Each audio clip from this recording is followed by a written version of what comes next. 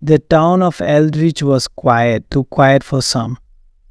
Nestled between dense woods and a winding river, it was the kind of place where everyone knew each other's business. When the old Miller house went up for sale, whispers spread like wildfire.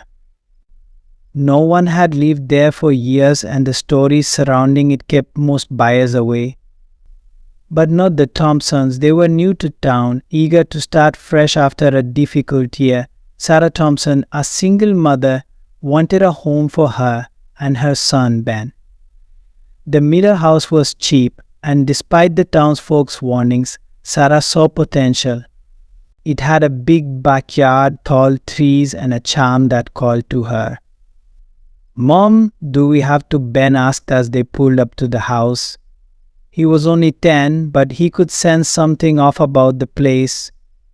The windows were dusty and the paint was peeling. It looked like it hadn't been cared for in ages. "We'll make it nice, I promise," Sarah replied, trying to sound cheerful. She stepped out of the car, her heart racing with a mix of excitement and dread. Inside, the house felt cold. The air was stale and shadows danced in the corners. Sarah flipped the light switch, but nothing happened. She sighed and pulled out her phone, using the flashlight to illuminate the dusty living room.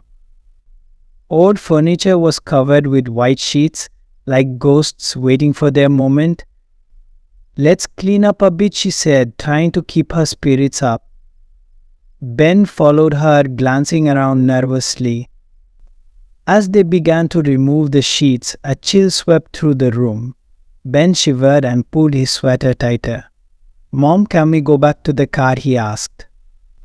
"Just a little longer," Sarah said, forcing a smile. "We need to make this place our own."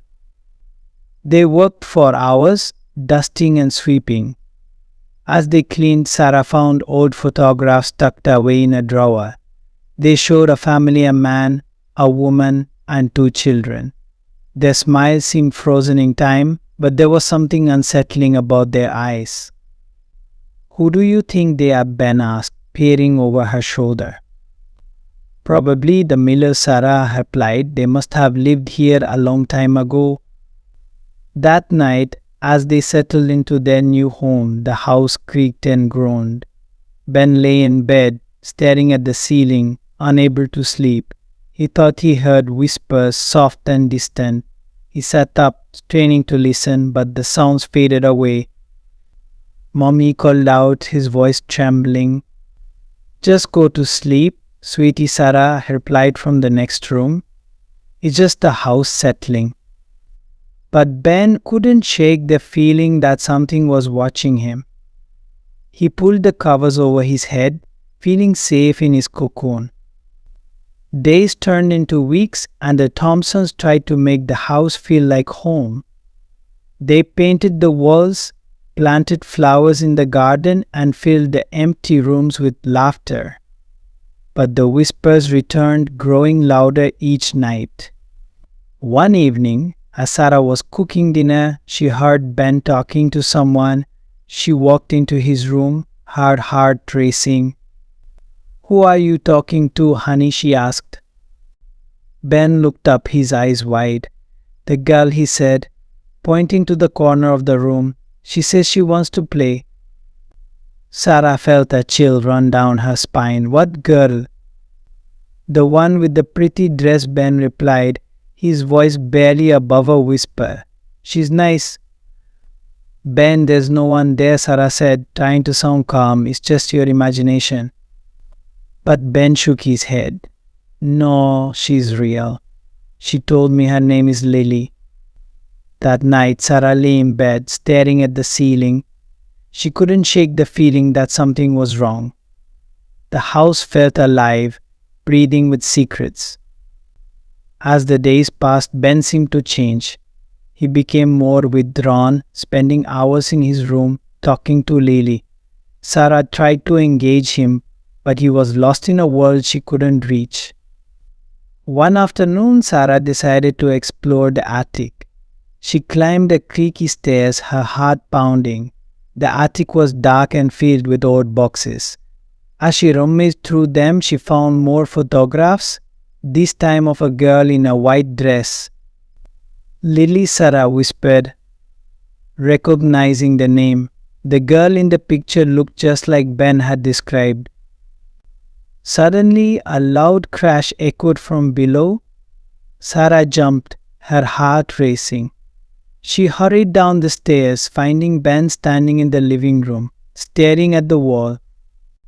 Ben, what happened? She asked, panic rising in her chest. The girl, he said, his voice trembling. She got mad. What do you mean?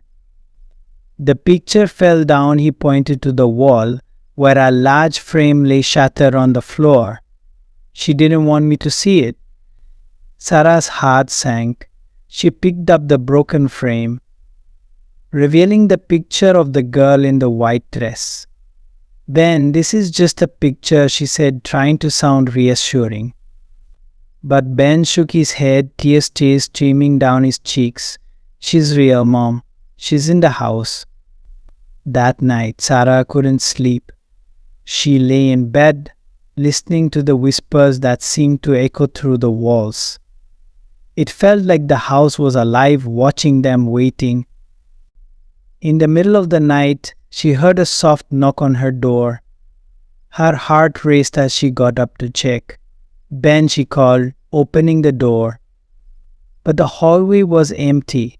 She felt a chill in the air, and for a moment she thought she saw a figure at the end of the hall, just beyond the shadows. Mom, Ben's voice came from behind her, breaking the silence. Can I sleep with you? Of course, she said, pulling him into her arms. As they lay in bed together, Sarah couldn't shake the feeling of dread. The whispers grew louder, swirling around them like a storm. The next morning, Sarah decided to visit the town library. She needed to know more about the Miller house and the girl named Lily.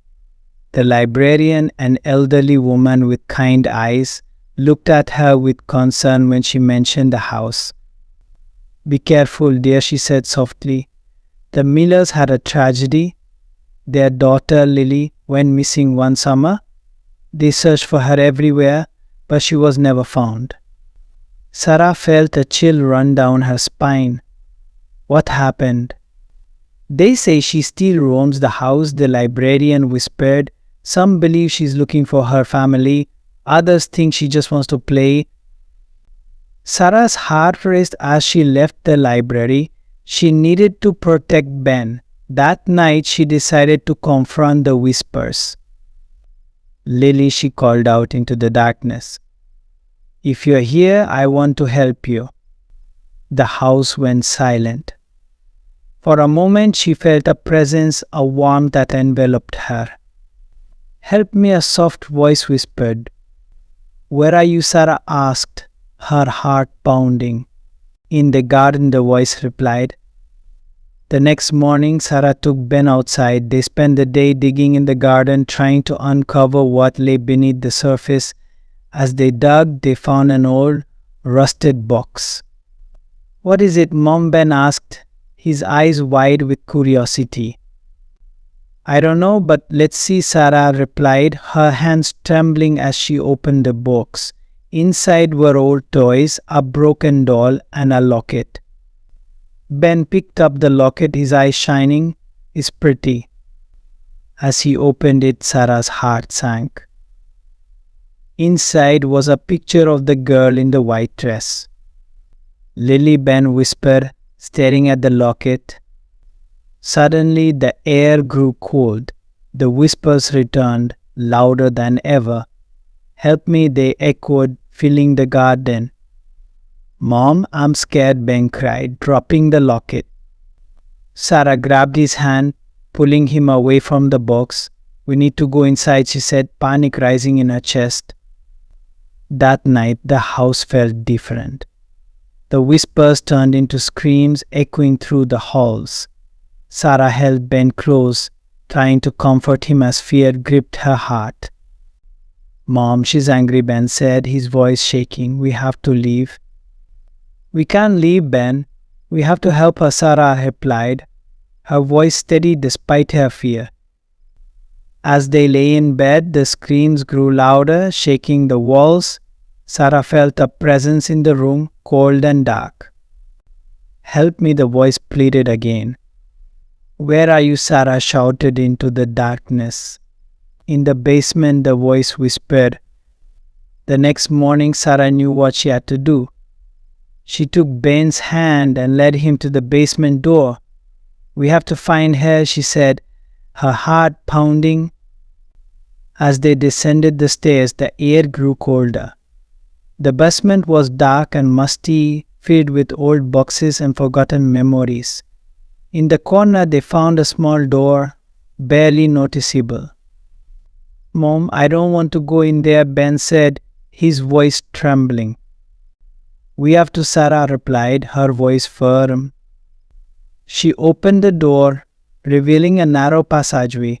They stepped inside, the darkness swallowing them whole. As they moved deeper into the passage, the whispers turned into cries. "Help me."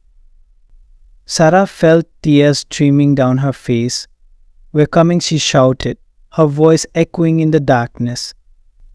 Finally, they reached a small room dimly lit by a flickering light. In the center stood a small figure, the girl in the white dress. "Lily," Ben cried, rushing forward. But the girl's face was twisted in sorrow. "Help me," she begged, her voice haunting. "What happened to you?" Sarah asked, her heart breaking.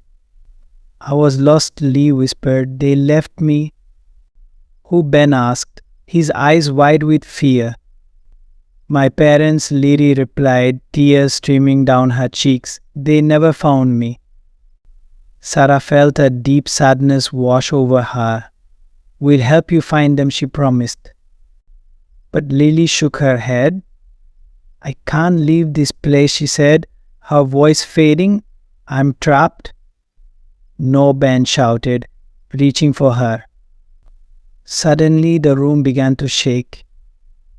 The walls trembled and the whispers turned into screams. "Help us," they cried, echoing around them. "Mom, we have to go," Ben yelled, pulling on Sarah's arm. "No, we can't leave her," Sarah shouted, her heart breaking. But the darkness closed in around them, pulling them away from Lily. "Help me," she screamed, her voice fading into the void. In a flash, they were back in the living room, gasping for breath. The house was silent, the whispers gone. "What just happened?" Ben asked, his eyes wide with fear. "I don't know," Sarah replied, her heart racing. That night they packed their bags. They couldn't stay in the house any longer. As they drove away, Sarah glanced back at the Miller house, its windows dark and empty. But as they left Eldridge behind, she couldn't shake the feeling that something was still watching them, waiting for their return. Weeks passed and life slowly returned to normal. But Sarah couldn't forget Lily. The guilt weighed heavy on her heart. One night, as she lay in bed, she heard a soft knock on her window. Sitting up, she saw a figure outside, illuminated by the moonlight. "Help me," the voice whispered. Lily, Sarah gasped, heart racing. But when she looked again, the figure was gone. The next morning, Sarah decided to return to the Miller house. She had to know the truth. As she approached the front door, she felt a chill in the air. The house loomed before her, dark and foreboding. Taking a deep breath, she stepped inside. The air was thick with dust and the whispers returned, swirling around her. "Help me," they echoed. She climbed the stairs, her heart pounding. In the attic, she found the old photographs again, the family smiling, but now their eyes seemed to follow her. "Where are you?" Lily, Sarah called out, her voice trembling. "In the garden," the whispers replied. She hurried outside, her heart racing. In the garden, she found the rusted box again, the toys scattered around it. "Lily," she cried, desperate. But the air grew cold and the whispers turned into screams. "Help us!" Sarah felt tears streaming down her face. "I'm here," she shouted.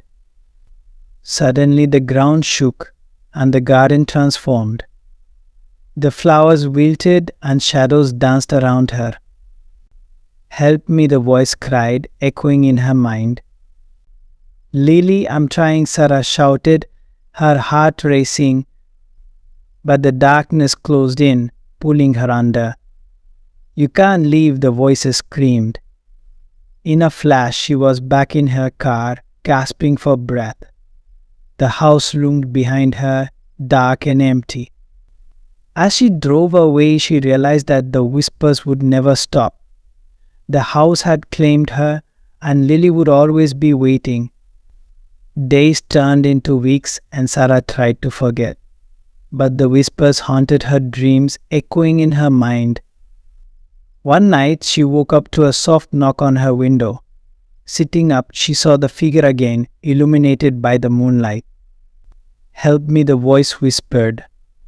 Lily, Sarah gasped, her heart racing. But when she looked again, the figure was gone. The next morning, she decided to leave Eldridge for good. She couldn't stay in a place that haunted her. As she packed her bags, she felt a chill in the air. The whispers returned, swirling around her. "Help us!" Sarah felt tears streaming down her face. "I'm sorry," she cried, her heart breaking. But the darkness closed in, pulling her under. In the end, the Thompsons left Eldridge behind, but the whispers would never stop. The house had claimed them, and Lily would always be waiting. The town of Eldridge remained quiet, too quiet for some, and the Miller house stood empty, waiting for the next family to move in, to hear the whispers, and to become part of its dark history.